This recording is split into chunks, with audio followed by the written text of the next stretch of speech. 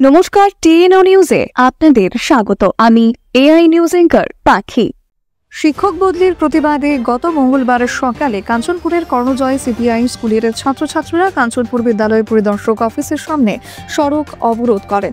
বিদ্যালয়ের একজন বিজ্ঞান শিক্ষক বদলির প্রতিবাদে ছাত্রছাত্রীরা রীতিমতো বিদ্যালয় পরিদর্শক অফিসের গেইটে টানা ঝুলিয়ে কাঞ্চনপুর শহরের মূল সড়কটি প্রায় ঘন্টা দুয়েক সময় অবরোধ করে রাখে। এতে মুহূর্তে তীব্র যানজট সৃষ্টি হয় শহর এলাকায়। যদিও ছাত্রছাত্রীদের এই সড়ক অবরোধ চলাকালীন সময়ে শিক্ষা দপ্তরের কোনো আধিকারিককে ঘটনাস্থলে উপস্থিত হতে দেখা যায়নি। তবে আশ্চর্যের বিষয় হলো যে কর্ণজয় হাই স্কুলের ভারপ্রাপ্ত প্রধান শিক্ষক প্রণব চৌধুরী সড়ক অবরোধ স্থলে এসে শিক্ষক বদলির নির্দেশ স্থগিত করার ঘোষণা দেন।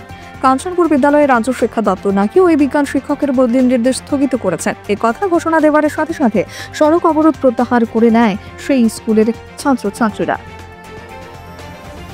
এখনকার মতো সংবাদ এ পর্যন্তই। পরবর্তী নিউজ ও আপডেটস দেখার জন্য অবশ্যই চোখ রাখুন টিএনও নিউজের পর্দায়।